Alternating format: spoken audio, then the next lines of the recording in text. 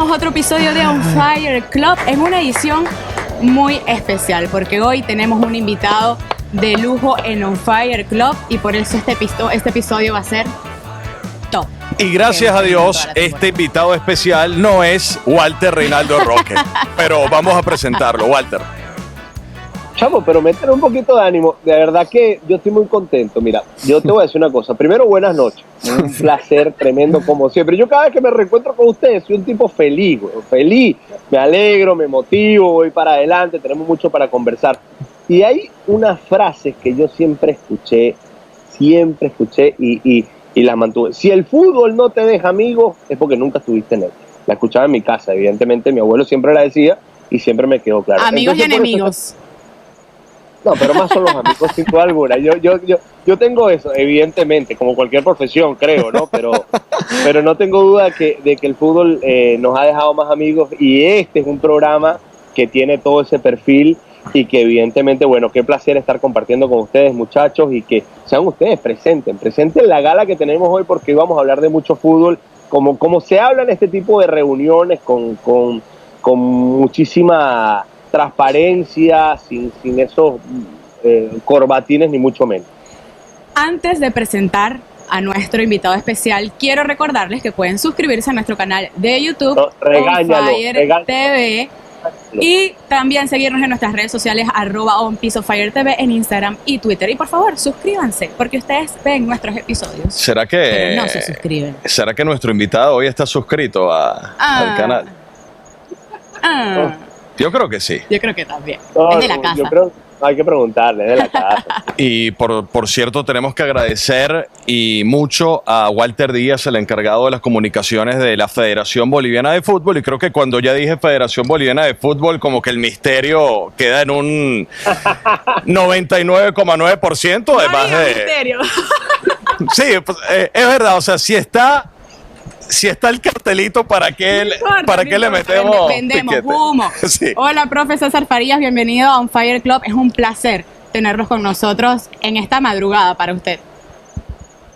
No, al contrario, es un placer conversar con ustedes. Además que es algo distinto, no una entrevista formal. Ahorita nosotros estamos un poquito más en el tema con las ruedas de prensa y he dado muy pocas entrevistas y bueno, por motivo de trabajo y por motivo de exigencias también de la federación y sus políticas, las he respetado, pero tratándose de ustedes y tratándose de las formas que no considero que sea una entrevista, sino una conversación entre personas que nos conocemos, que somos amigos, que tenemos la misma nacionalidad y que estamos regados por el mundo. Y la verdad, estoy seguro que lo vamos a disfrutar muchísimo. Walter. Bueno, sí, César, qué gusto que estés ya no TV, ¿vale? Que al fin, chamo. Lo logramos. No, joda. Costó, pero se dio, ¿no? Yo fui un atrevido porque antes del preolímpico le decía, César, pero vamos a hablar de fútbol un rato. Me dice, no es el momento. Y ya yo entiendo esa frase claramente y lo que decía lo del fútbol, esa frase de mi abuelo que siempre repetía en la casa, siempre la escuchaba, que si el fútbol no te deja amigos porque nunca estuviste en él, tú eres una de esas personas que para mí representa eso sin duda alguna por tantos años y por tantas vivencias entre todo, ¿no? Pero ¿cómo te sientes hoy? Te pregunto para la gente, si tendrías que explicarle a la gente en qué etapa de tu vida estás hoy, cómo estás viviendo el presente, este inicio de 2020 luego de llegar de Colombia, de ver a esos chamos haciendo esos partidos, de ver los niveles emotivos principalmente que tuvo cada partido de la selección de Bolivia, más allá del desarrollo futbolístico. Pero ¿cómo te sientes hoy? Bueno, vamos por partes, ¿no? Primero, me preguntaste que cómo me siento. Como ser humano me siento muy bien, feliz, en una etapa de mi vida que no solamente que disfruto de mi profesión, sino que disfruto de mi familia, disfruto del lugar donde estoy, de mis mascotas, de mis amigos, de mis compañeros de trabajo. y la verdad que eso lo hace todo más llevadero, ¿no? Después estoy en un lugar que es muy futbolístico. Aquí hay clubes yo por ejemplo dirigí de Stronger que tiene 110 años. Entonces la tradición futbolística de este país es muy grande. El fin de semana estuvimos en un clásico, uno de los clásicos del país, que es Oriente Blooming, y impresionante, la verdad, el colorido, la cantidad de personas. Hoy, a través del juego, a través de los resultados, hemos podido, y a través del trabajo, hemos podido ir enamorando a la gente, y hoy estamos en un momento que se ilusiona a todo el mundo y que se hace más expedito también. Eso no quiere decir que nosotros nos vamos a relajar, todo lo contrario. Claro. Estamos muy de lleno en todo, estamos trabajando mucho en toda la parte logística y en lo que se viene para esta eliminatoria. Pues el arranque que nos toca es un arranque que es con Brasil de visitante y con Argentina de local, ¿no? Yo tengo una anécdota con el cabezón Dudamel. Antes de entrar al sorteo, yo había visto la noche anterior una información de que no se podía, que además no lo sabía, soy sincero y no lo sabía, que en el calendario no le podía tocar un rival Brasil y Argentina, era lo único que no podía pasar. Eso lo quitaron, pero yo lo vi no oficial. Y cuando llego y vamos a entrar a la sala que van a hacer el sorteo, Rafael me dice, justo vamos entrando a la parte, me dice, ahora después de tocar Brasil y Argentina en la misma llave. La misma llave, o sea, no, te puede tocar la jornada consecutiva, sí. ¿Viste eso? Y le dije, no lo vi, pero ojalá me toque a mí, le digo. Y entonces entramos, y como a los menos de 10 minutos estaba el sorteo y tengo a Carlos Pino, el coordinador, atrás, y Dudamel estaba en la fila de adelante. Y sentía que Pino me tocaba de atrás y que Rafa me tocaba de adelante. Me dijo, no pienses tan duro porque se te cubre.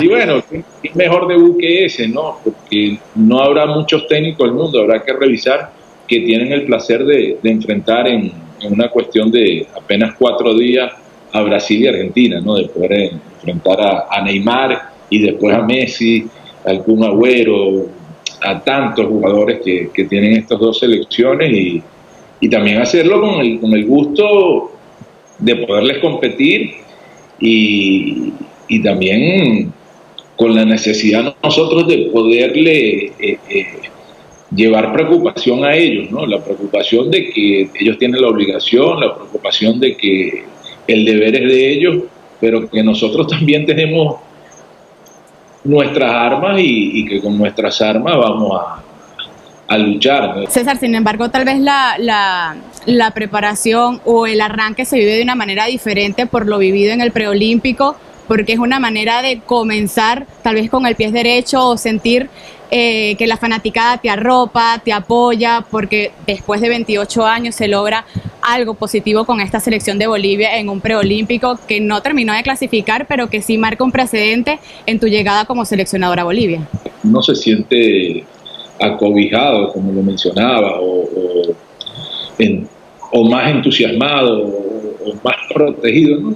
La palabra clave no sé cuál será, pero sí hay una energía que se demuestra. No es que no la había antes, porque realmente en el ciudadano de a pie siempre, nunca conseguía a alguien que me dijera algo feo, todo lo contrario.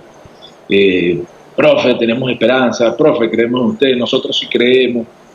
Y más bien la diatriba pasa por algunos personajes, algunos, pocos, no muchos, porque la verdad que también hay un lote que se ha expresado públicamente y otros en privado que están a favor, ¿no?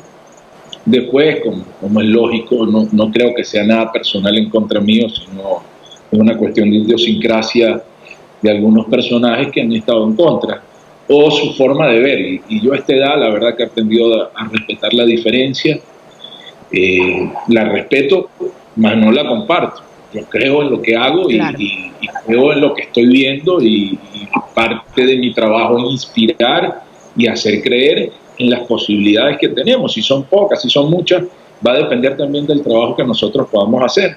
Yo creo que este primer año, donde hay tantas competencias, el poderlos tener acá adentro a la gran mayoría, para nosotros es muy importante.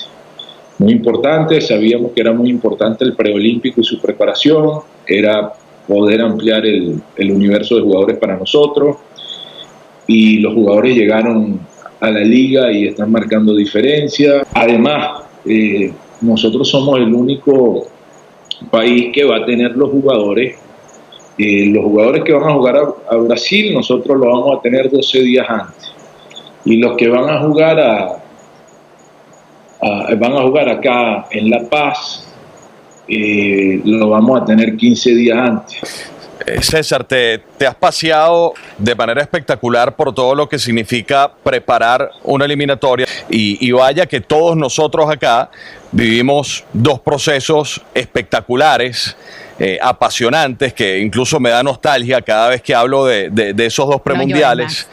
Y precisamente con esa experiencia de dos ciclos llenos de satisfacciones, pero también desgastantes en lo emocional, por el microclima del país, por muchos factores, ¿sientes que eso te permite manejar emocionalmente de manera distinta un premundial que es tan complejo, o es algo tan, digamos, de momento a flor de piel que es imposible no dejarse llevar por algo tan grande que es la eliminatoria, que yo lo tengo que confesar, es lo más grande que a mí me ha tocado cubrir como periodista? La energía que te da una eliminatoria sudamericana es algo que ni siquiera puedo explicar. Vivir la eliminatoria sudamericana no tiene precio. Entonces acá la respuesta es lo que estás diciendo tú, no es una respuesta, es una afirmación a lo que estás diciendo tú. Es tan fuerte que uno puede cometer un error así tenga 70, 80 años. Pero también es cierto, yo ahorita te estoy viendo hablar y no es el mismo muchacho que estaba en Meridiano Televisión dando sus pasos. Eso nos pasa a todos, ¿no? Y obviamente la vida a uno lo va haciendo más maduro, te va conllevando a ver las cosas con más calma o de otro punto de vista. Y te lo pongo como un ejemplo. Vidolio ayer me mandaba un audio, no habíamos podido hablar, pero nosotros estamos en la competencia, él estaba en la pretemporada con San Martín de Perú, y me dice que me quería felicitar, ¿no? Pero la felicitación no es por lo que jugamos, todo esto, sino por lo que sucedió en el último partido, que parte de mi cuerpo técnico corrió a pegarle a lo que sucedió, y bueno, y yo reaccioné de otra manera, más bien fui a apaciguar y a sacarlo.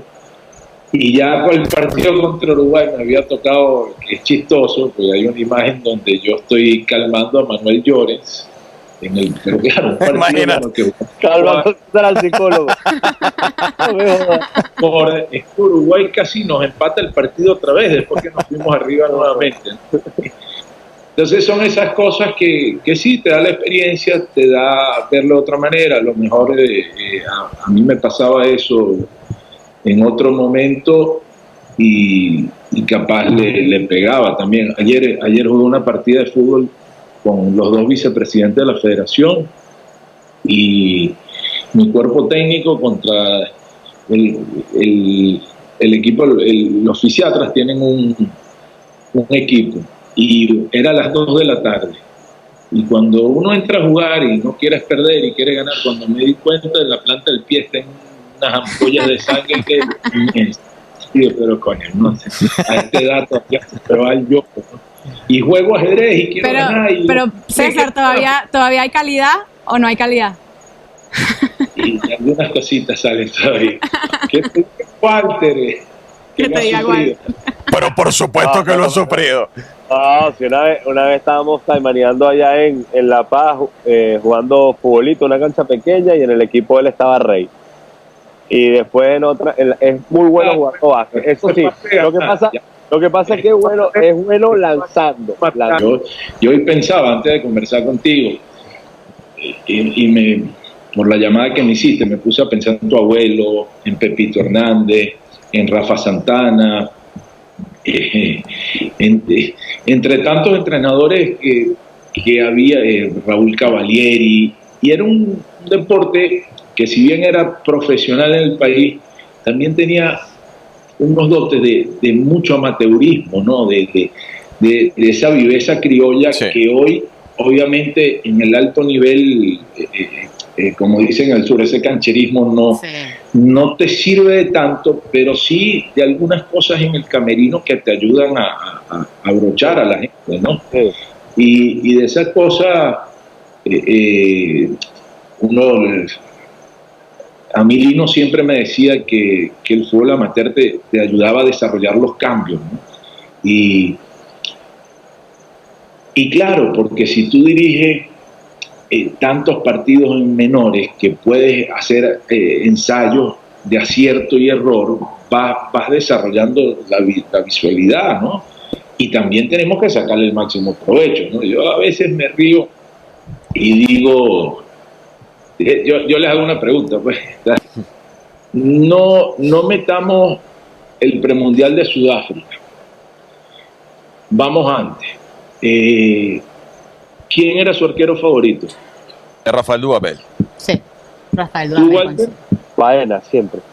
No, pero te estoy hablando de los dos premundiales anteriores. Ok, no, Dudamel. No, yo también a Guacha lo llevo en mi equipo, sin mérito a nadie, pero lo llevo siempre. Pero por razón. Pero aquí, lateral derecho. Lateral derecho, si bien en fase ofensiva, Turbo siempre me gustó más. Pache era más equilibrado. Me quedo con Pache, con Vallenilla. ¿Tú, Walter? Roberto debutó con Richard y Roberto me parece que es el mejor de la historia y lo vi con Richard, sí, pero Pacheco me quedo con Pacheco. No, claro, ojo, si tenemos que incluir a Roberto...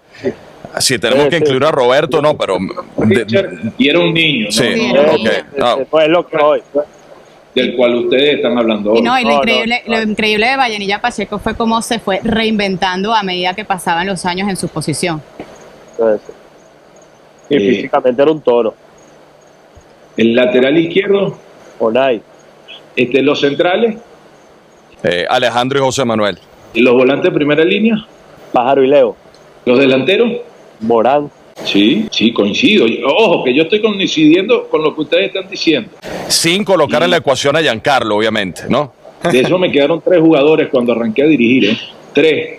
Me quedó José Manuel, Juan, y te quieres meter a Giancarlo. Sí. Y si quieres te acepto el zurdo que venía sobreviviendo ya al final y que realmente a mí me hubiese encantado disfrutar mucho más el zurdo como persona y como jugador. Yo convoqué a Ricardo. Para comenzar, que yo tengo una gran relación con Ricardo. Pues fui su técnico en Minero y lo conozco cuando empezamos en esto que le hablaba de Manuel Llorens. Ricardo David tenía 14 años, 15 añitos. Ricardo me llama a mí a Cuba y me dice que para él era muy difícil la situación como se fue Richard, cosa que yo entendí totalmente y que respeté y la guardé con silencio hasta el día de hoy. Y hoy le digo, ¿por qué? ¿Qué te quiero hacer ver con todo esto? Claro que quería tener a Ricardo David. A Gaby Urdaneta lo quería traerlo acá a Bolivia para rogar en La Paz, y él fue educadamente, primera vez que estoy contando esto, con una calidad tremenda, me pidió que no lo convocara. Al señor Alejandro Sichero, me cansé, yo estaba en Madrid, en una gira que estaba en España, me cansé de llamarlo cuando estaba en la China, ¿no? Lo llamé, nunca me atendió el teléfono, nunca tuvimos una posibilidad de hablar del tema.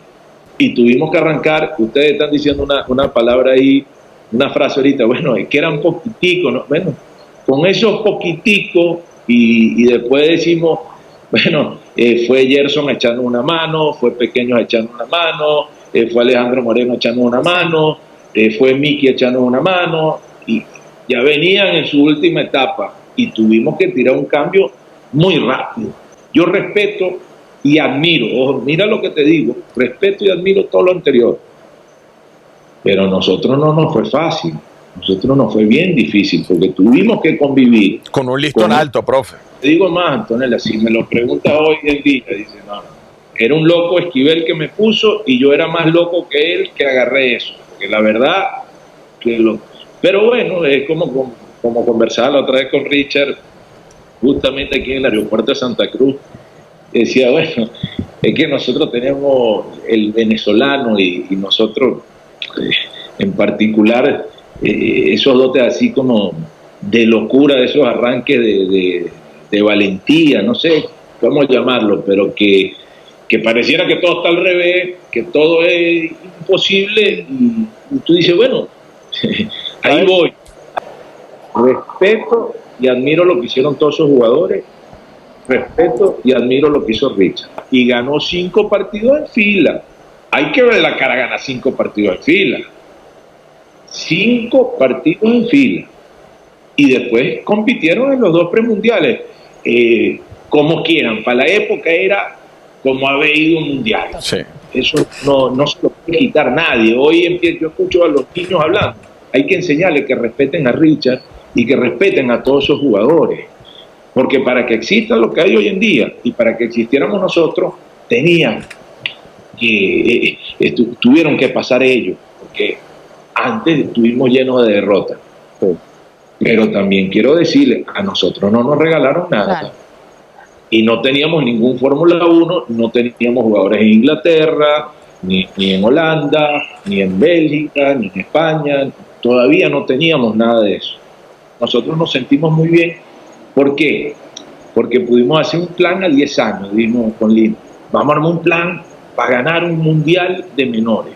Pero además, cuando se clasifica el mundial, por una pregunta que yo le hago a Lino, le digo, Lino, al mundial juvenil de Egipto, sí. Yo le digo, Lino, ¿cuántos días trabaja Brasil, Uruguay, Argentina, Paraguay? Y me dice Lino, trabajan entre 70 y 90 días.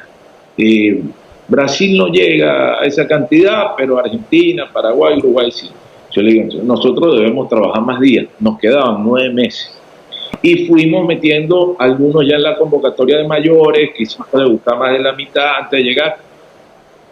Y terminamos trabajando 135 días de trabajo. Y eso nos dio unas posibilidades de preparación distintas a las que teníamos antes. Y cuando clasificamos, eso quedó institucionalizado para las siguientes generaciones. O sea, Venezuela empezó a trabajar en menores como nadie en Sudamérica. Entonces, cuando hablamos al 9º año que tiene esto, que comenzaron esta generación 98, 99, 97, 98, 99, llegan a la final del mundo sub-20. Pero además que no se desarrolló nada más los jugadores, se desarrolló entrenador, preparador físico, psicólogo, se desarrolló todos los aspectos dentro de esta misma organización. Yo veo hoy que si se habla de Richard, matamos a Richard. Si se habla de Dudamel, matamos a Dudamel. De cualquier entrenador que se hable, lo liquidamos. Si se habla de Faría, lo matamos. Y el entrenador venezolano tuvo un crecimiento que era impensado para cualquiera. Totalmente de acuerdo contigo. Sí, totalmente. De acuerdo contigo. O sea, yo tenía la decisión toda mi vida de ser entrenador de fútbol. Y mi entorno social, digamos, se reían de mí. Porque decían, bueno, ¿y de qué va a vivir este loco? Entonces hoy es muy fácil a través de las redes sociales decir cualquier barbaridad de los entrenadores venezolanos. Bueno, pero no existía entrenador venezolano en Brasil. No existía entrenador venezolano que haya dirigido en Colombia. Hermano, lo que ha hecho cada uno de los entrenadores es para aplaudir. Y además en algún momento tendremos que ver cómo propiciamos un encuentro donde podamos aportar cosas para el fútbol venezolano y sobre todo para los entrenadores y las siguientes generaciones, ¿no? Sería excelente. Pero en el cual a mí me da una alegría tremenda que Rafael esté dirigiendo en la primera división brasilera por muchos motivos. Venezuela, y lo vengo diciendo hace tiempo, Venezuela tiene una cantidad de jóvenes entrenadores que a la vuelta de 5 o 6 años los van a ver dirigiendo mucho, así como acaba de pasar con Francesco, que tuvo unos resultados internacionales. Va a haber mucho de esto porque en los otros países no lo hay. Tú revisas Ecuador, no dirigen los ecuatorianos. Revisa Chile, son contaditos con los deditos de esta mano, y son, porque los llevan de afuera. Revisa Perú, tampoco desarrolla muchos entrenadores. Colombia, que desarrollaba muchos entrenadores y que marcaron una época, hoy en día, cuando tú revisas las edades de los entrenadores venezolanos, no hay. Totalmente. Entonces, nosotros ya cuando salimos afuera, a mí me dijeron aquí, bueno, ¿cómo va a venir un venezolano que eso, y ustedes saben, y le dimos empleo en Venezuela y todas esas cosas, que nos traigan un entrenador de béisbol, de basquetbol, ¿cómo nos traen un entrenador de fútbol? La gran verdad es que yo soy menor que ellos y que tengo 2 selecciones dirigidas, que ya tengo estoy a la rayita de 100 partidos de selección mayor, sin meter la de preolímpico y las juveniles, pues si no tengo 100 y picotes, y que estoy muy cerquita de los distintos partidos de Suramericana, Libertadores, Conca Champions, eliminatorias, Copa América, preolímpico, Suramericano Sub-20, Mundial Juvenil, y que eso no lo tenían esos entrenadores a esta edad. Es que yo todavía tengo 46 años, voy a cumplir 47. Imagínense muchachos que también vienen dirigiendo, y no lo digo, está hablando de Daniel, su hermano, no, es que te puedo dar una larga lista de venezolanos de esas edades.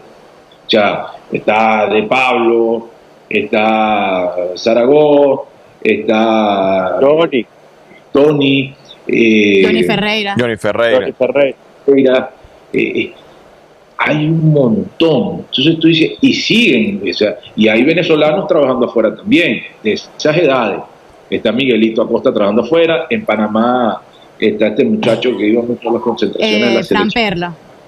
Fran Perlo, que la rompió. Con el CAI. La rompió. Entonces, y yo vengo acá, o he ido a Paraguay, o he ido a México, y lo primero que es el pasaporte. Y te pesa.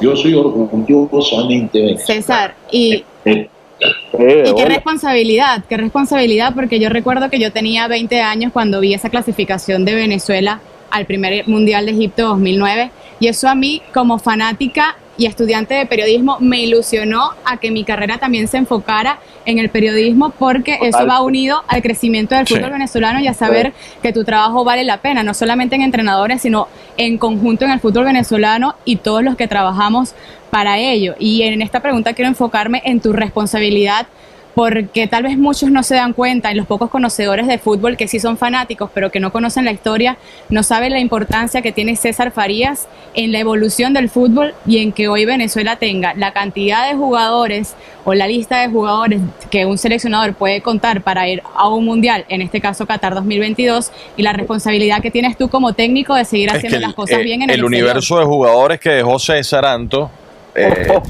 Cuando tomó la decisión de cambiar de proyecto deportivo, el promedio de edad y la cantidad de jugadores era bárbara. Tocaste un tema que quiero mencionar a 2 personas. Lino Alonso decía que teníamos que ayudar a desarrollar en todos los rubros, porque nosotros teníamos escasez de árbitros, escasez de entrenadores venezolanos. No había. Cuando yo empecé a dirigir, que es un hecho poco común, que se empieza a dirigir tan joven, solamente dirigía nacidos en Venezuela, Richard en Estudiantes de Mérida y César Farías en Nueva Cádiz. De 2 equipos venezolanos que había ese año, no había más venezolanos nacidos en Venezuela que dirigieron. Después, a los años, empezó a dirigir Noel y empezó a dirigir Carlos Maldonado. Yo me acuerdo Carlos Horacio Moreno, que lo tengo que decir, lo llevó Manolo Dávila a la televisión. Y la intención era, en una época que no sabían ni en la gran televisora era Venevisión, y no sabían de fútbol. No había ese conocimiento que habla Antonella. Antonella, le llevaron a un técnico para que dejaras conocimientos de fútbol. Y bueno, claro, Carlos tenía digámoslo así, una labia, tenían un léxico agradable, más sureño. El tipo empezó a estudiar para poder, y empezaron a llevarlo a todos los mundiales y se relacionaba y esto, y le dejó. Y yo una vez me discutí con Carlos y le dije, Carlos, escúchame una cosa, al final de cuentas, tú marcaste una era, así como tú estás diciendo lo que comentaste, y para nosotros, Carlos, fue importante, porque yo me acuerdo de ese Táchira que llegó a octavos de final, que pierden penalti, aquella noche que Carlitos Maldonado hace 3 goles. Sí. Venevisión transmitió, como pocas veces se veía, varios partidos de esa copa. Y los venezolanos pudimos disfrutar. Yo era más chamo, era un adolescente, y esperaba, a veces no lo transmitían en vivo, sino que tenías que esperar las 12 de la noche, y como ustedes me tienen hoy desvelándome, igualito, estaba esperando para ver el partido. Y yo veía a Moreno, y después llegó a la selección, y uno, en mi sueño de ser entrenador, en mi sueño de que Venezuela pudiera ganar, que Venezuela pudiera traspasar fronteras, yo veía lo que iban dejando estos señores. No puedo dejar de mencionar a uno que sí es venezolano, que es Omar Cubillán Ávila, que siempre me decía, hay que estudiar, que ahorita lo vi en Colombia, está viviendo en Colombia, trabaja en una academia. Hay que estudiar, hay que aprender idiomas, hay que ir a Europa, hay que rodearse de gente capaz. Los venezolanos hemos hecho de todo para estar en el fútbol, como ustedes han abierto puertas, como hay muchos periodistas venezolanos alcanzando lugares importantísimos, en distintas latitudes, en el sur, en el norte, y la verdad empieza un respeto. Lo único que les digo, muchachos, y ojalá lo vean mucha gente, se lo digo con cariño, empiecen a hablar bien de los entrenadores venezolanos, porque como lo dije ahorita en el preolímpico, ¿sabe cuál es nuestro problema? Pero no nada más los entrenadores, ni los mismos periodistas, es lo mismo porque es de nosotros, chamo. No, pero déjame terminar esto que te lo quiero decir. Cuando las pocas veces que uno está sin trabajo, uno lo empieza a sentir. Nosotros no tenemos cadenas como Fox, como DirecTV, como ESPN, que están llenos de otras nacionalidades que empujan a lo suyo. No siempre te va a ir bien, hay veces te toca perder partido, hay veces que no puedes armar un equipo, hay veces que no le agarras la mano a un equipo. Esas son situaciones normales, pero nadie le puede quitar al entrenador venezolano lo que ha crecido y lo que han hecho. Yo no soy chauvinista que no puede ir a Venezuela a dirigir un entrenador extranjero, no. No son los momentos, los que deciden son la federación. Bueno, eso son cosas normales de fútbol. Pero también cuando vemos para atrás los números de los venezolanos con la de los extranjeros, a los más jovencitos se los digo, ¿no? Pues ya ustedes ya tienen otra edad. Hay una diferencia abismal. Sí. Ojalá que esto no sea así, porque en verdad como venezolanos todos queremos que clasifiquen un...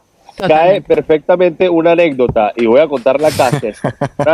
Una noche estábamos en La Paz estructurando el equipo que iba a jugar la Copa Libertadores. Escúchate esto, con Die Strongest. Íbamos a la casa de César Salinas, que era presidente de Die Strongest en aquel momento, y eso se lo escribí a César hoy o ayer en la mañana, no recuerdo cuándo fue. Pero aclara que hoy es el presidente de la Federación Boliviana. Exactamente, en aquel momento era el presidente del Die Strongest y hoy es el presidente de la Federación Boliviana de Fútbol. Escuchen esto, estamos llegando y vamos a la reunión y teníamos unos papel bond con nombres anotados, un esquema estructurado de trabajo de los... Y César lo que iba era a la casa del presidente de Die Strongest, hoy presidente de la Federación Boliviana de Fútbol, a solicitarle y explicarle con argumento por qué quería la continuidad de toda la plantilla para jugar los octavos de final de la Copa. En ese momento, en plena conversación en la mesa, evidentemente, yo soy expectante VIP de una conversación entre un entrenador que está en octavo de final de Copa Libertadores y el presidente de un club que tiene más de 100 años de historia, sentado en primera fila observando lo que pasaba. De una de esas Salinas, muy bien con César ahí los dos, y una de esas César, desmiénteme si estoy utilizando las palabras correctas. Presidente, usted se va a acordar de mí. En muy poco tiempo usted va a ser el presidente de la Federación Boliviana de Fútbol, le dice. En muy poco tiempo. Y nosotros tenemos que dejar ya de ser los pobrecitos de la eliminatoria.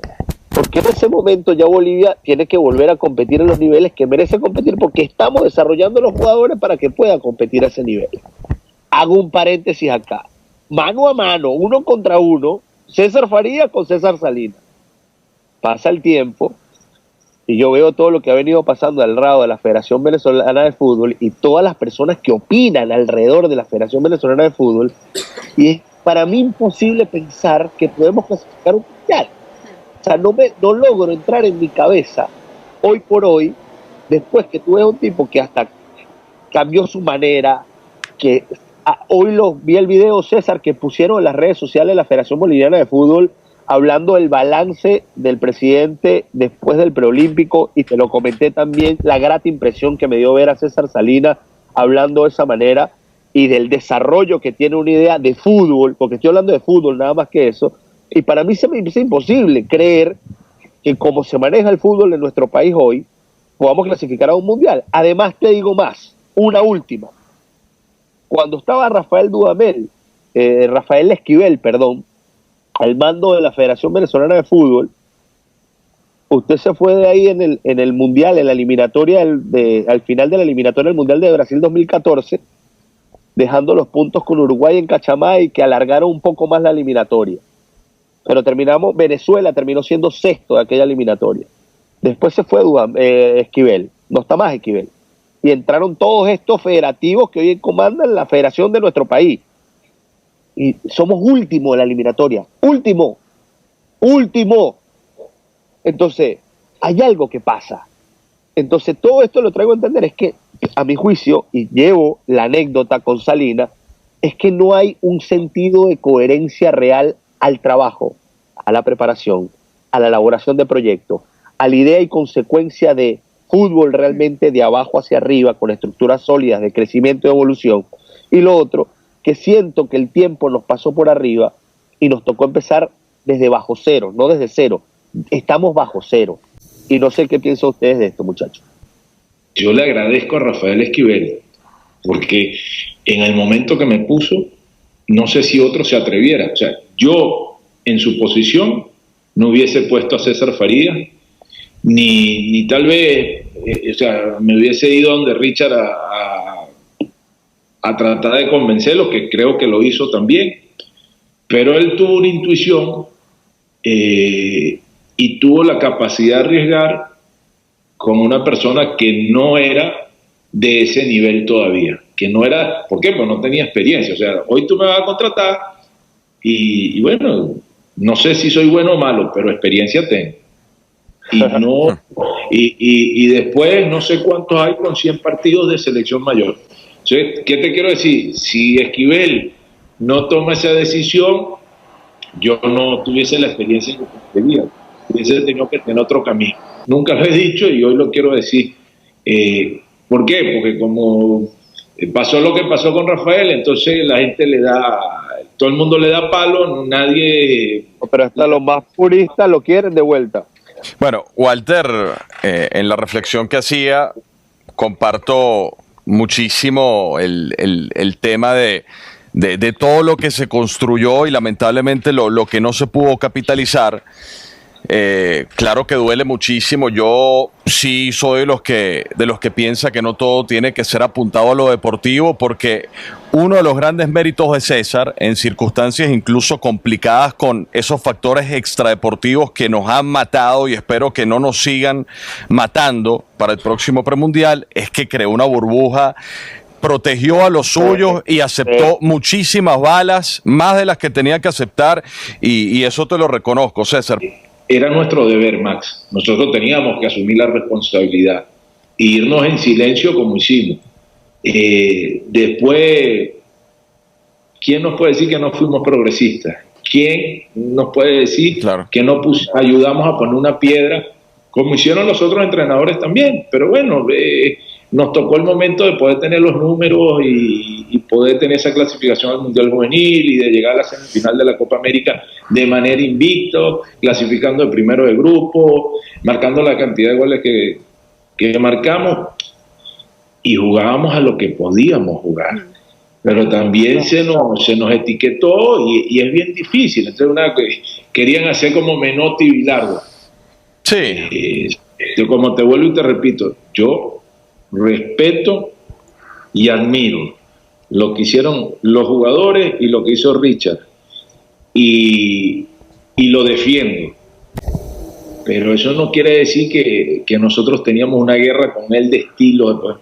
Al final, yo te hago una pregunta. ¿Con cuántos defensores se jugó en la etapa nuestra? Con 4 siempre. 4. ¿Y Richard con cuántos jugaba? Generalmente con 4, generalmente. Con 4. Una vez en La Paz jugó con Sí, línea de 3, recuerdo. Esa sola vez me acuerdo, tienes razón. La base táctica era muy similar, porque al final éramos el mismo país, es Venezuela. No es que tú tienes un día unos jugadores y después tienes otro, ya. No, era muy parecido todo. Yo creo que era más un discurso de decir, de apariencias, pero que no, nosotros copiamos muchas cosas de lo que ellos hicieron para bien, ¿no? Para mal. Eso no tiene que dar vergüenza decirlo y reconocerlo. Pero unido a un plan de trabajo que dio frutos en esa Copa América del 2011, llegar a una semifinal que se valoró después para a largo plazo casi llegar a Brasil 2014. Ese es el punto clave, tal vez diferencial de los procesos anteriores al que tuvo César Farías.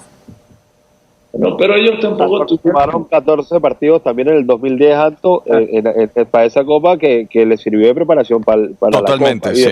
Hace programas, César, hablábamos, eso que dice Antonella es brutal, porque hace un par de programas nosotros decíamos, la Copa América o te levanta en medio de la eliminatoria, o te levanta para terminar la eliminatoria con un buen ritmo, o te termina de hundir como entrenador. Nosotros tenemos ejemplo puntualmente en Venezuela de lo que sucedió, y lo estábamos presagiando pensando en lo que viene para la selección de Venezuela puntual. Pero fíjate, un detalle de algo que están diciendo ustedes, ¿no? La preparación tiene que ver con algo que Walter dice al principio, o sea, en su intervención anterior, que es la relación con el dirigente. Nadie contrata a un entrenador para que sea jefe del dirigente. Ahora, tienes una experiencia y una capacidad que también tienes que tener esa experiencia y esa capacidad para poder seducir al dirigente, para poder convencerlo de poder hacer algo así. Nosotros vamos a Dallas a hacer esa preparación y después competíamos el invierno de Mendoza. O sea, también éramos víctimas de críticas por eso. ¿Qué hicimos nosotros? Convencimos a Rafael, ya habíamos clasificado en el Mundial Juvenil y él creyó en la preparación que se hizo. Fuimos, le enseñamos las instalaciones, le enseñamos las maneras, se metió 3 días de cabeza con nosotros y fue y acomodó toda la parte económica. Entonces nosotros lo pudimos seducir hacia eso. No es que lo obligamos. El entrenador no puede obligar a ningún dirigente. O sea, claro. Hay forma y al final hay políticas y hay delineamientos. Así como tú no puedes permitir que se te metan en tu alineación, así como tú no te puedes permitir que se metan en tu convocatoria, tú también tienes que respetar los espacios de los dirigentes. Obviamente tienen que haber mesas de trabajo y en las mesas de trabajo tú tienes los argumentos para convencerlos. Bienvenido sea. Así como tú convences a los jugadores, tienes que convencer a los dirigentes. Y cuando tú convences a los jugadores y convences al dirigente, tienes un muy buen paso ganado. Después con los resultados y con el juego vas a convencer a la gente y la vas a enamorar también. Después todos cometemos errores, Max. Obviamente que yo no tenía un manual de cómo dirigir la selección y que iba a pasar lo que iba a pasar y todo ese catombe. No sabía que al regresar a la Copa América iba a haber esa millonada de gente en la calle esperándonos. No pensé nunca que nuestros jugadores iban a pasar a ser como estrellas de rock and roll. Hermano, no fue fácil. Todo lo que vivimos fueron cosas nuevas para nosotros. Por eso que decía Lino es verdad, se creció en todos los aspectos. Y eso el que no lo asimile, se creció literalmente en todos los aspectos lo que hay alrededor del fútbol. Y precisamente quería seguir en esa reflexión, César, porque obviamente tú decías muy bien que no somos las mismas personas de años anteriores cuando nos tocó analizar y vivir esos momentos. Y yo, por ejemplo, siempre hago la mea culpa. No es la primera vez que lo hago, de que en su momento no valoré todo lo que se estaba consiguiendo como lo puedo valorar en frío después de muchos años, porque uno tiene otra capacidad de análisis, porque uno aprende a analizar y a leer entre líneas muchas cosas que tal vez por la inexperiencia o por el calor del momento o por todo lo que estaba en juego uno no tuvo el equilibrio de darle la justa dimensión a las cosas. Y también quería recordar una anécdota, porque yo con César tuve la oportunidad de trabajar en el Mundial de 2010 en Meridiano, como lo decía el profe, y era un momento donde nuestra relación no tuvo la evolución que tiene hoy en día, el respeto mutuo que tenemos hoy por hoy. Era una relación mucho más distante, ¿no? De periodista con entrenador, pero sin embargo un momento que nos permitió conversar más y como que acercarnos mucho más. Fue una famosa transmisión donde lamentablemente desde arriba nos pasa una información muy delicada que terminó siendo falsa y está de Simón Díaz. Sí. Nada más y nada menos. Sí. Nada más y nada menos. Y estábamos transmitiendo y de repente yo veo que César como que se me queda viendo y me decía, ve la computadora. Y yo de repente volteo a ver la computadora, había como 700 notificaciones nuevas en Twitter matándonos, porque obviamente Simón Díaz ese día no había fallecido, estaba muy tranquilo en su casa. Lo habían sí. ¿A quién despidieron, por cierto? Me acuerdo perfectamente. Y mientras Max va haciendo su relato, no tenía esas entradas. No. El aeropuerto. No, pero tú sabes, César, que las tiene que... Tía.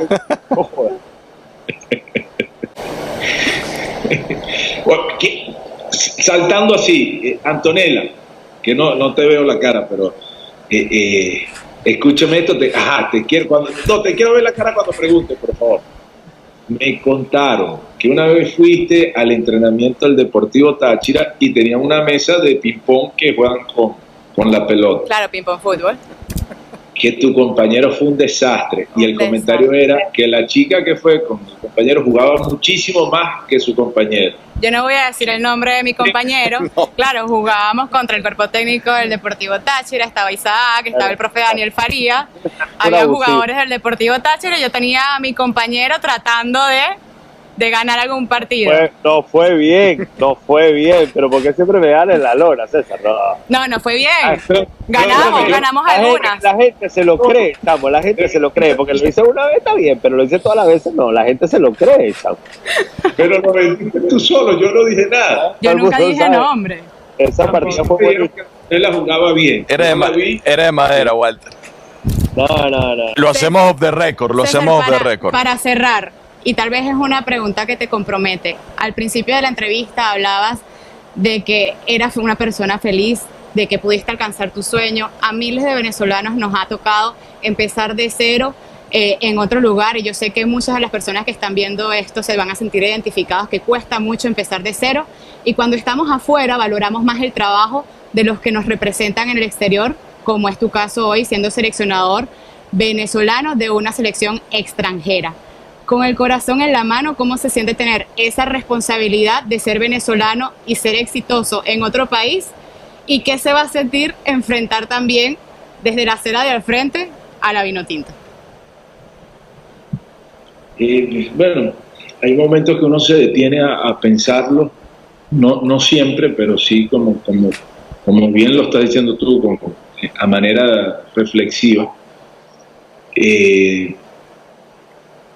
Uno siente que tiene mayor responsabilidad uno, porque yo no oculto nunca lo venezolano que soy. O sea, por ahí se me puede pegar un acento, porque es normal de los lugares donde vas viviendo, o por el mismo idioma del fútbol, que tiene cosas que se te pegan, que son un chicle, pero yo soy tataranieto de venezolano, o sea, de pura cepa. Claro que me siento orgulloso y no se detiene ahí. Uno aspira a muchísimas más cosas. Como siempre he dicho, que en mi carrera me tracé 3 metas, que era dirigir un mundial juvenil, lo logré, clasificamos, dirigir un mundial de clubes, he estado cerca, y dirigir un mundial de mayores, que he estado también cerca. Y voy por eso, yo no me voy a detener, porque cada vez que me ha tocado he estado cerca, pero que bueno, que eso que no me permitió terminar de poder alcanzar el objetivo me llenó de más fuerza para seguir intentarlo en el nuevo desafío, ¿no? Después, yo soy un emigrante, digamos, con cierto privilegio y lujo por la profesión que hacemos y porque no me tocó ir a un país a buscar trabajo, sino que me llevaron.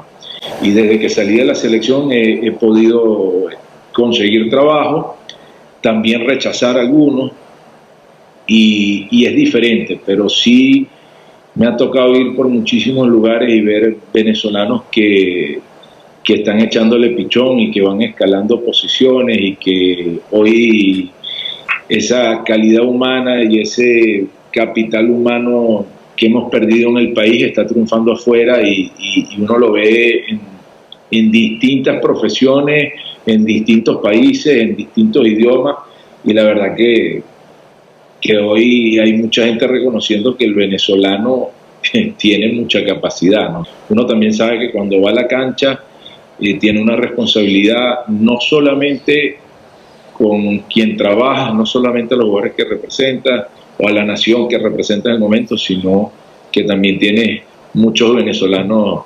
en tus espaldas. No, le hemos pasado muy bien a César. Wow. Si me invitan a jugar un Tecnifútbol, yo juego con Antonella. No, es que... Profe, gana. Por razón. Gana. Apueste lo que quiera.